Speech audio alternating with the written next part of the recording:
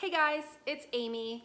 I am back after another long hiatus. I am so sorry I haven't been making as many videos as I did last time I was pregnant, but you know, things are a little different this time with a 14-month-old and so many things have been going on. I moved into a new house and it's just like finding time to make videos is just so much more difficult than it was the first time around. So anyways, I'm back and I've been wanting to make a video about this topic since the very beginning of my pregnancy because this has been my biggest issue that I've faced since the very beginning. I'd say maybe week 6 or so.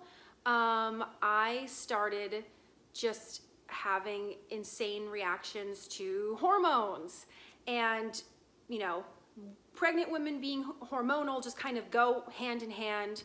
But I feel like typically when people think of pregnant women and hormones, they think of women who like cry a lot, like they see a puppy and cry, they see a sad commercial and then, you know, they're just like, bawling their eyes out, which I'm sure is the case for a lot of people, but not for me. And I did briefly mention in past videos that even with my last pregnancy, the way I'm affected by the hormones going crazy is that I just get very angry. I know it's hard to imagine me angry, but I do have a tendency to be extremely short-tempered, impatient. Just I can go from like 0 to 60 in like 2 seconds. Like if something is irritating to me under normal circumstances, I'd be like bothered by it, but like under these circumstances, like I don't even feel like myself. I feel like I am in hormone hell sometimes. And I experienced it worse in the first trimester. And I thought that was mainly because that, you know, I was on such high doses of the estrogen and progesterone from doing IVF. And once I ended those at like 11 weeks, I believe, it did get better. Things did get a lot better, but like week 6, 7, 8, 9, 10 was the absolute worst. Because not only was I extremely irritable, but I'll be honest with you guys, I definitely had symptoms of depression. I was never officially diagnosed with it. I never went to the doctor and said, oh my God, I can't handle my life. You know, I need some kind of antidepressants or anything.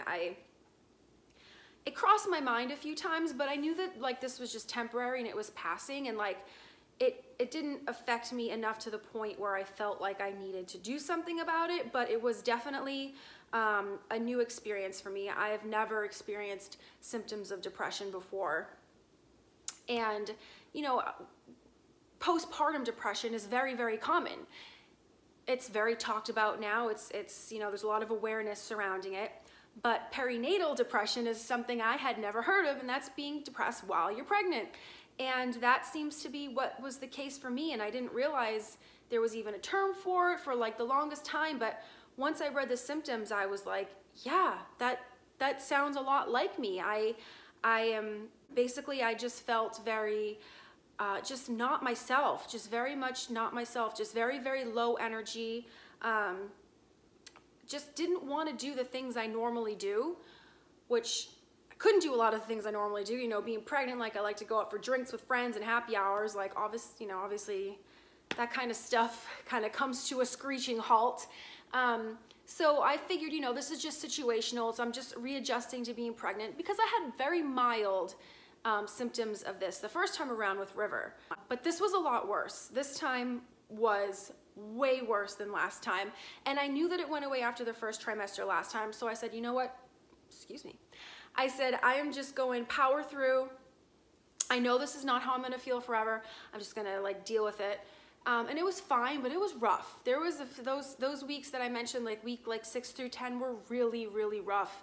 It was to the point where I just dreaded just doing regular mom stuff. You know, being home with River all day was just emotionally taxing. Like I couldn't bring myself to play with him and interact with him and act fun and happy. I just wished that I could plop him in front of the TV all day and just lay on the couch and just vegetate. But you know, of course, then there's the mom guilt. I don't want to do that. So it was just a constant struggle in my mind between wanting to be like an engaged mom and play with him and love on him and kiss him and hug him, but like my body and my everything that was going on in my brain was just saying, just lock yourself in a room and don't come out ever. Like that, if I could have done that, that's what I really would have wanted to do. And you can't do that with a small baby, like you can't. And it was just so frustrating to have to fight the urge day in and day out of just being just like a dark cloud over my head, you know, not even wanting to go to the grocery store, not wanting to go try to meet up with friends, like just wanting to just exist and do the least amount in life as possible. It was a huge, huge struggle for me.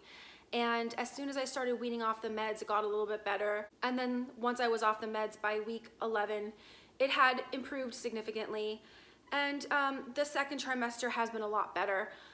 But I do still have kind of little remnants of what I went through. I do have days where I don't feel like leaving the house, which usually I get terrible cabin fever. Like if I'm in the house one day, like the next day I'm like, I'll go anywhere. I'll go to the grocery store, I'll do anything. I don't care. I just need to get out and be active and be even just around people, not even necessarily like with friends, but just out in the world with other humans.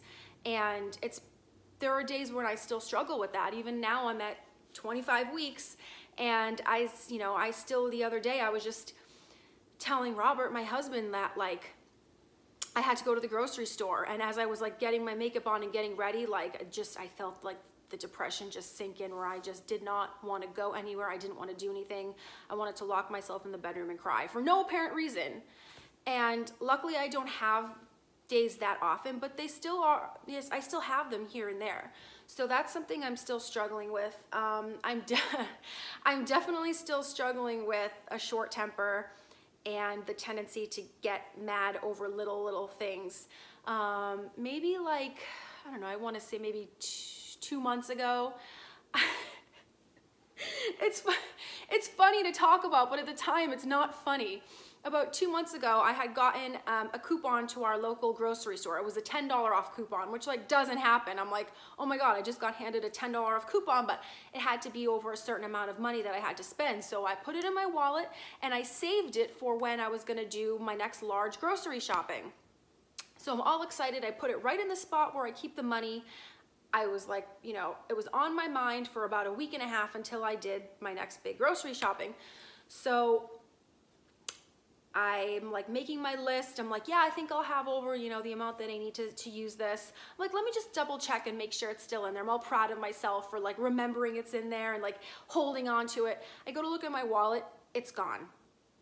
It is nowhere to be found. I tore apart my wallet, tore apart my purse, the diaper bag, the coupon drawers, my car. I mean, I went mental looking for this stupid $10 off coupon, and I could not find it anywhere. To this day, I have no idea where it went. It was like the universe was playing a cruel joke on me. And so I didn't just say, oh crap, like I lost $10. Like I was devastated, you guys. Like I was beside myself that I lost this coupon that I was so looking forward to using. And it literally ruined the rest of my day. Like, it was like my dog had died. That's how disturbed I was.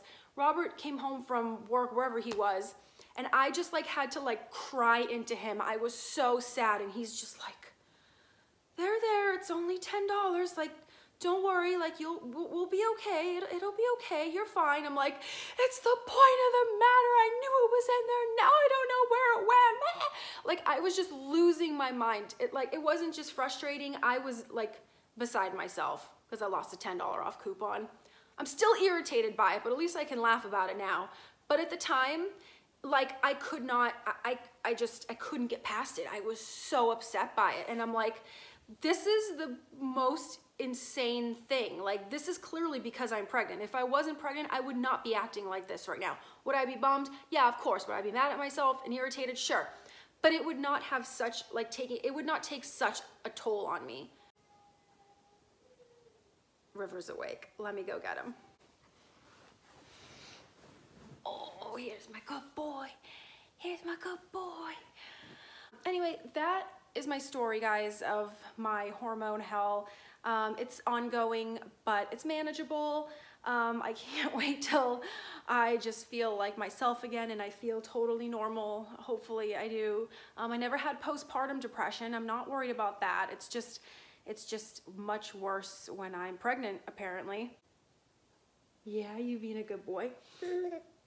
So anyway, the point of this video mostly is just to obviously tell you guys about my experience, but I was not prepared to have, I was not prepared to have this kind of issues with my mental health, I guess, while pregnant. But the hormones can affect you in a lot of different ways. Not something I knew, not something I was prepared for. So if that's something you are going through, then just know that that's normal. It will pass. If you feel like it doesn't pass, or if you feel like it's too much for you to handle, then it's probably a good idea to talk to your doctor. But just know that pregnancy affects people in so many different ways, and even with my second pregnancy, more than halfway in, I am still learning that lesson. So whatever is happening to you, chances are the same thing is happening to someone else out there. And hopefully after the baby's born, y'all just go back to normal, because that would be really nice. I am thinking of switching things up for my next video. I have some ideas. I know that people on YouTube really enjoy story time videos, as I do myself. And I just realized that I have some good stories from my younger days, before I was a mom and before I was trying to have kids. And I thought, why not share them on my channel? I mean, it's not relevant to TTC and IVF and babies, but I mean, they're still entertaining. So if you guys would like to hear some of my story times from my younger days of just being single and living in LA and just having, you know, experiences, let me know in the comments if that's something you would like to see. And my next video, maybe I will do a story time. So thanks so much for watching, and I will talk to you guys again soon.